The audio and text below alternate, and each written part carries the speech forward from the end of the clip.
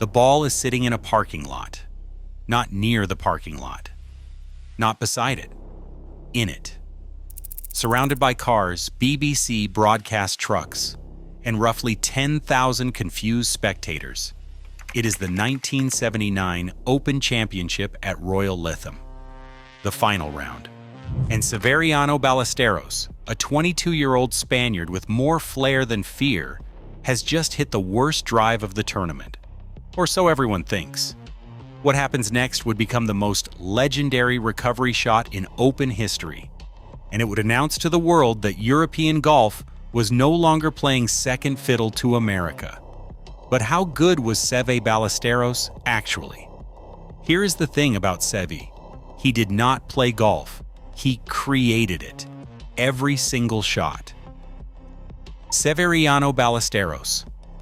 Soto was born in 1957 in Pedrena, a tiny fishing village in northern Spain. His family had no money for golf clubs, no membership to the local course, no formal instruction. What they had was a beach. Young Seve would sneak onto the nearby course with a single rusted 3-iron, the head given to him by his older brother Manuel, a club pro. He would hit rocks and pebbles on the sand, hour after hour, day after day. He created shots that no instruction manual would ever teach. Here is what makes this insane. That beach became his laboratory. He only had one club, so he had to invent shots, high cuts, low draws, punches under the wind, every lie imaginable. By the time he was 12, he could hit a 3-iron further than most adults could hit a driver. By 15, he turned professional. The magician was already conjuring. The golf world first noticed Seve at the 1976 Open Championship.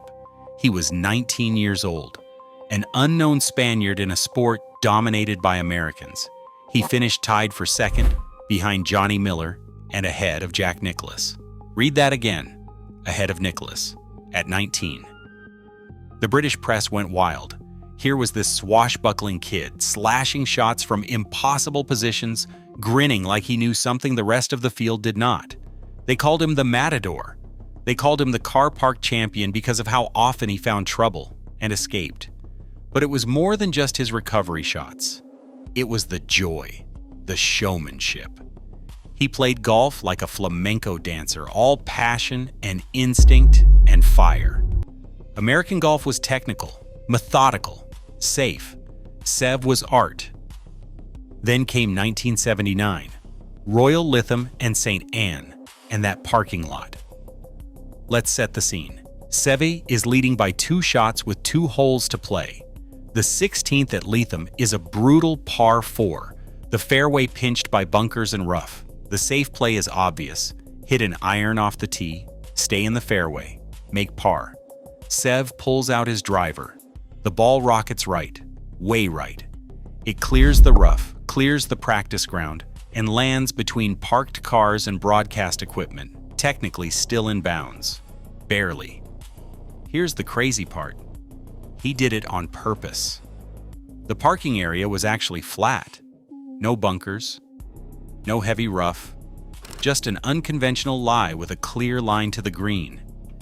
While his playing partner Hale Irwin was grinding through fairway bunkers, Seve was planning a shortcut that nobody else would dare imagine.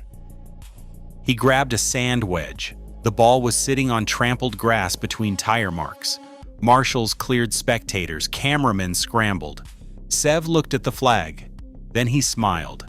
The shot climbed into the Lancashire sky, landed softly on the green, and stopped 15 feet from the pin. He made birdie. Pure magic. 2 holes later, Severiano Ballesteros was Open champion. The first Spaniard ever. The first continental European since 1907. But more importantly, the first crack in America's stranglehold on major championship golf.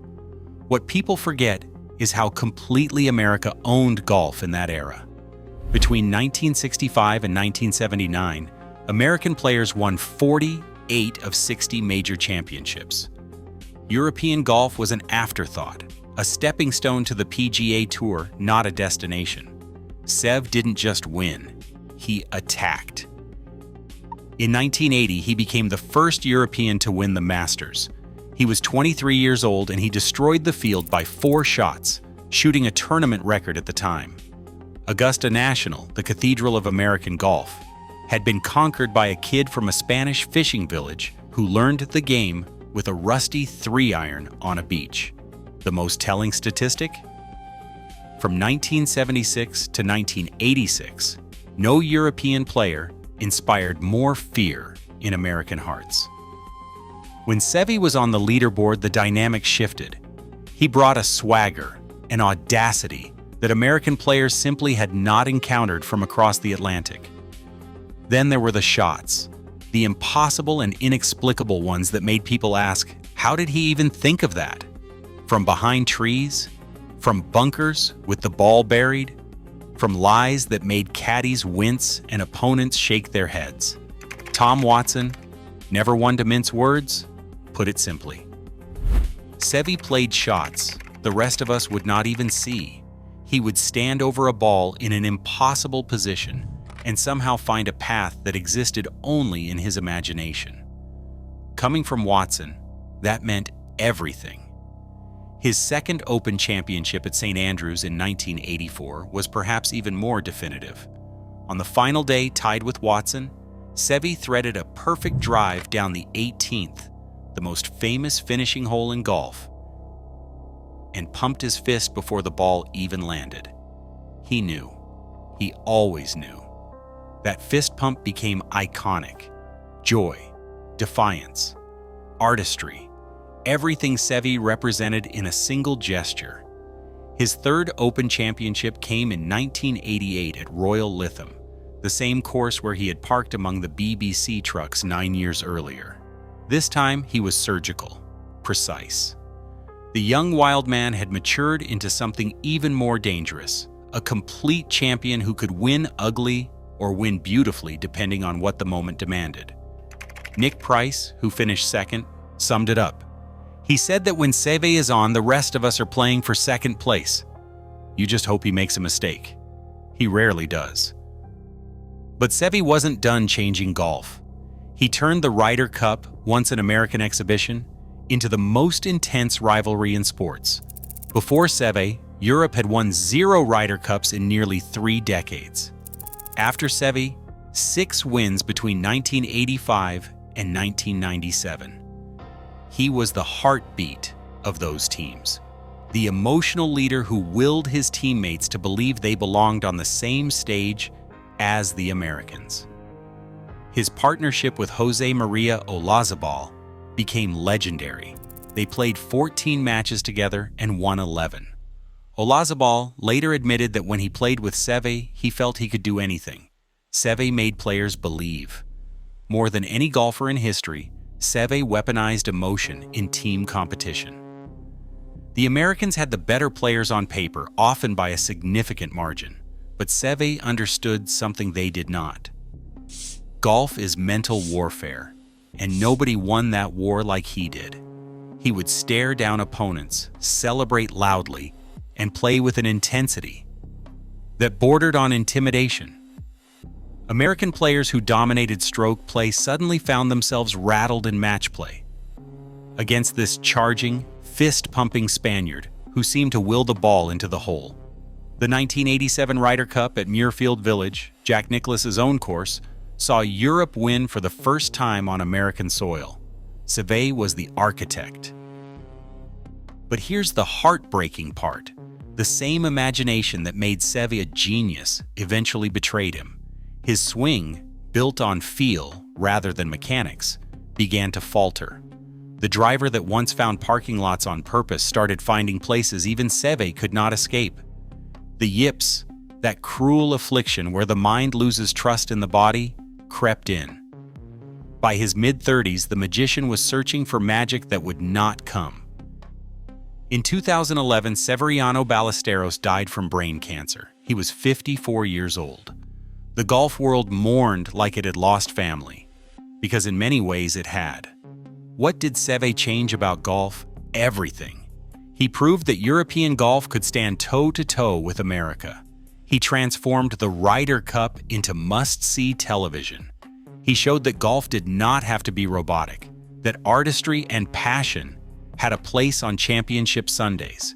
Every European star who followed, Nick Faldo, Bernhard Langer, Ian Woosnam, Colin Montgomerie, Rory McIlroy, owes something to the path Seve carved. Rory McIlroy, who grew up watching Seve's highlights, said that Seve was the reason he believed a European kid could dominate golf. Before Seve, that had seemed impossible. After Seve, it seemed inevitable.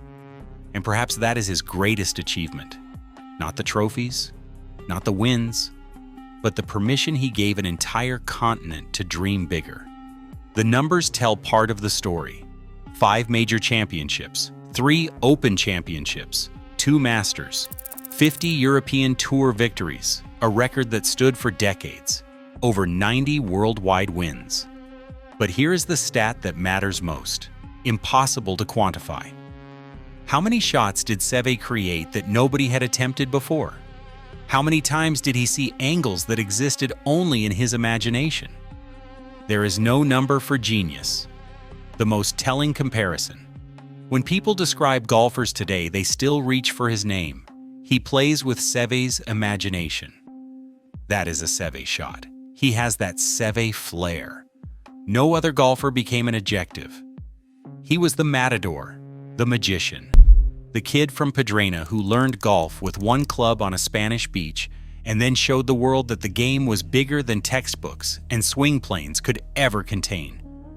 But most of all, Seve was proof that golf, at its highest level, could still be art. Do you think anyone will ever match Seve's combination of skill and showmanship? Let us know in the comments and tell us which golf legend you want to hear about next. Subscribe for more legendary golf stories every week. This is Inside Golf, where we bring you the best of the game.